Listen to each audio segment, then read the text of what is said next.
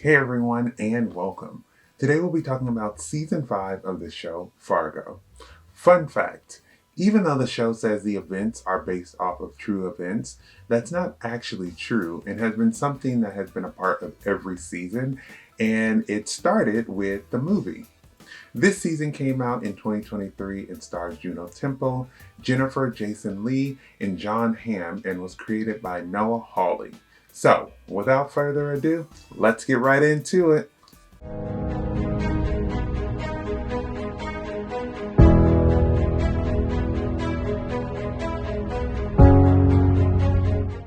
Season 5 of Fargo sees us following Dorothy, aka Dot, who gets kidnapped but miraculously escapes and wants to pretend like it didn't even happen. We come to find out that Dot was married to an abusive man who holds a lot of power and influence and will do anything to get Dot back. Dot not only has to deal with her ex husband, but she also has to deal with her very rich stepmother who suspects she wants her money, and the police who she's trying to avoid so they don't lead her ex husband straight to her doorsteps. Fargo is an anthology series. It has similar vibes to True Detective, American Horror Story, or the original Fargo. I watched the first 3 seasons of Fargo, and not only were they all great, but I love that this is an anthology series and that they can contain these stories to just one season. When I started watching this season, I wasn't immediately drawn in, but as the pieces started to fall into place, I started to see the big picture. If you haven't seen the other seasons, I suggest you watch them, but you don't need to watch them to understand. But I will say that the movie is required viewing, not because it's connected, but because it's just so darn good. I love Juno Temple in this role as Dot, who is scarred from her past but is not going down without a fight. She's like the definition of a survivor, and honestly, if it was just her, she could have taken out Roy's goons. From how she rigged her house to be a death trap, she kind of reminded me of like a grown version of the Home Alone kid. She did a good job with the whole accent thing too, which is such a distinct accent that I only really associate with Fargo. Well, and of course, Minnesota. It was sad to see all that she had to do to get out of such a shitty situation, but I'm glad that she has a happy ending because she needs that after everything that has gone on in her life. One thing that was confusing for me was when the whole thing happened with Gator's mom.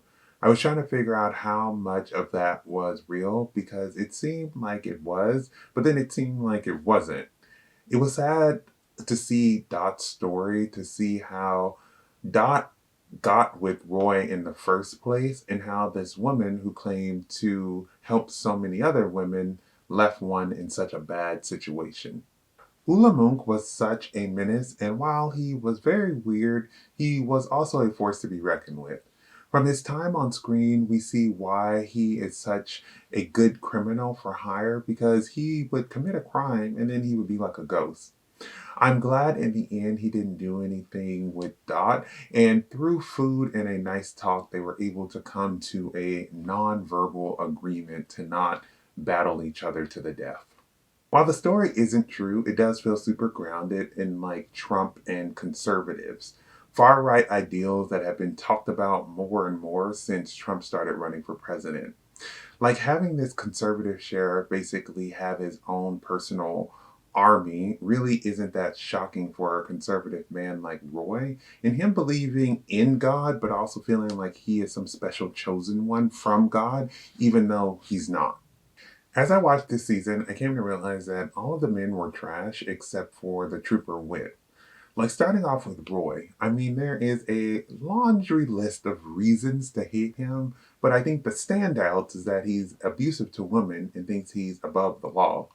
Indira's husband, who went on a rant about him needing a wife for all of his needs and to cater to him when he had no job, was the reason they were in debt and was cheating on her.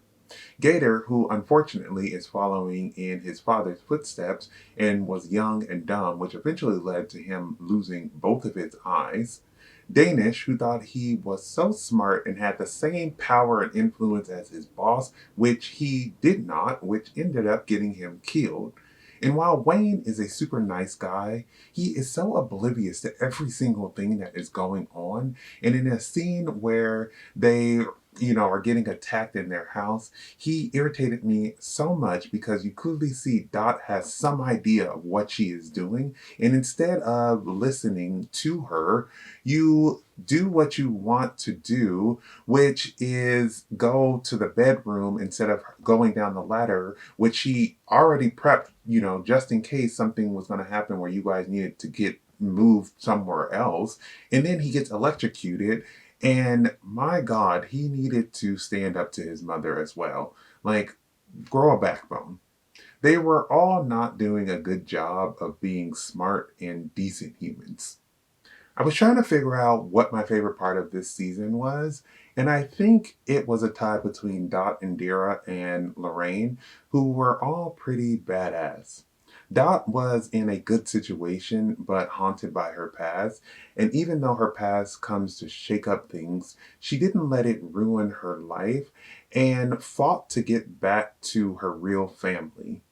Indira was trying to get by with a low-life husband and a mountain of debt, and she really was looking out for Dot even when Dot seemed to be on her own.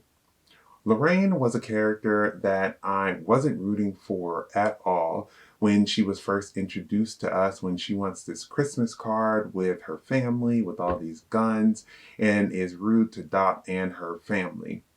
As the season went on, I realized that while she is this rich conservative lady who has been a helicopter parent, she is also a woman's woman, meaning that I think that she has experienced how much men try and walk over women and get away with it, and she will not be having any of that. She sees Dot's file and understands her so much more and does everything in her power to get back um, Dot from Roy. And with Indira, she sees how much she is in a shitty position because of her husband, who doesn't even appreciate her and gives her a way out. One thing I thought, I was disappointed in when I was watching this show was Roy not dying because he's an awful person. But I was glad that Lorraine told him that you are alive and you will remain alive. And every day while you are in this prison, I will be paying men just to beat you up, just like you did all of your wives and other women in your life. All three of these characters were just great. And as the season went on, I was rooting for them to all make it out alive. Fargo keeps up this tradition of bringing in a great cast with a great story and just pulling in the viewer and having you completely wrapped up in this story. I feel like the show is a nice little wrapped up package that they give you everything that you need to feel satisfied by the end of the season. Thank you for watching my video. I would love to hear your thoughts down below in the comments. If you haven't subscribed, please do so you can keep up to date with more of my videos. But besides that, everyone stay safe, have fun, and goodbye.